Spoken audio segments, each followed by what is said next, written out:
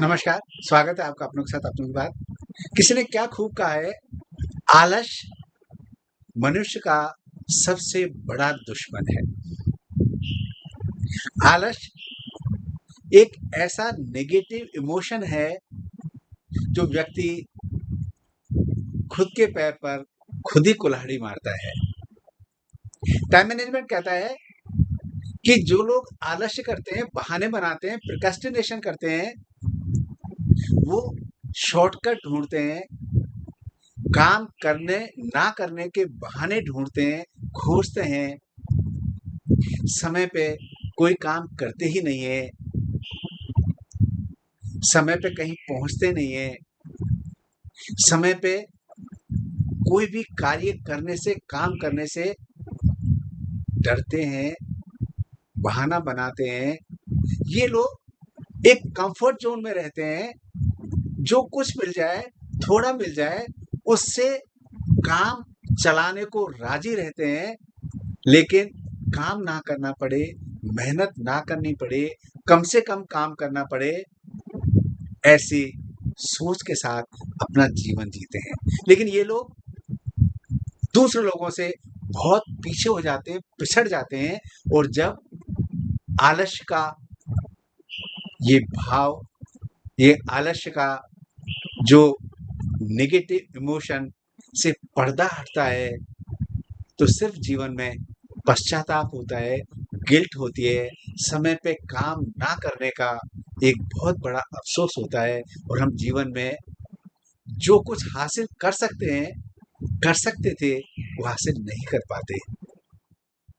एक छोटी-सी कहानी, एक घायल लोमड़ी एक अपनी माँद में बैठी थी, वहाँ से एक आदमी गुज़रा, उस आदमी ने देखा कि घायल लोमड़ी के पास से एक शेर निकला और शेर ने लोमड़ी के पास एक बाँस का थोड़ा-सा टुकड़ा छोड़ दिया और लोमड़ी उस माँस के टुकड़े को, भोजन को खाने लगी। ये देखकर उस व्यक्ति के मन में भाव आया, क्योंकि व्यक्ति बहुत आलसी किस्म का था, आलस की प्रवृत्ति कूट-कूट के उसके मन में भरी हुई थी। उसने सोचा, जब ये लोमड़ी को शेर भोजन लाके दे रहा है, तो मुझे भी कोई ना कोई ज़रूर भोजन लाके देगा और वो भी एक स्थान पर जाकर बैठ गया, भोजन की प्रतीक्षा करने लगा। बहुत समय गुज़र गया, जब किसी ने उसको भोजन नहीं दिया, तभी वहाँ से एक साधु गुज़र रहे थे।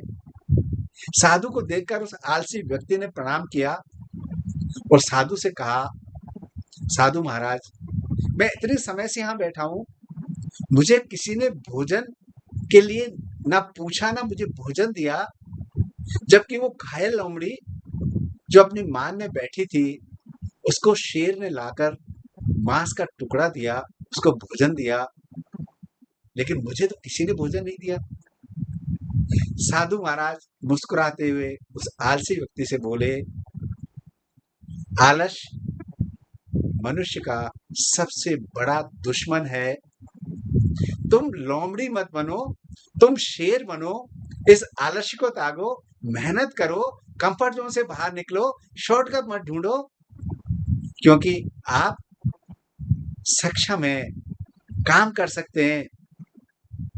तो अपनी पूरी क्षमता से ईश्वर ने आपको समर्थ बनाया है, काम करिए, इस आलस्य को त्यागिए।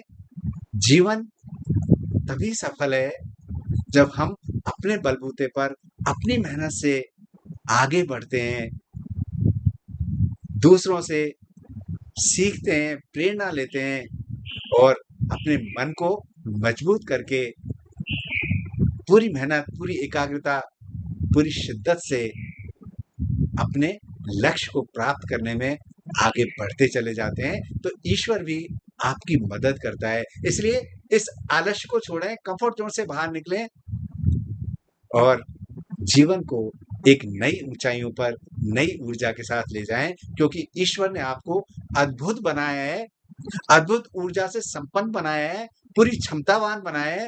अपनी ऊर्जा का इस्तेमाल करें, क्षमता का इस्तेमाल करें, आगे बढ़ते चले जाएँ। ईश्वर आपकी हर संभव सहायता करता है, मदद करता है। नमस्कार, जय श्री राम।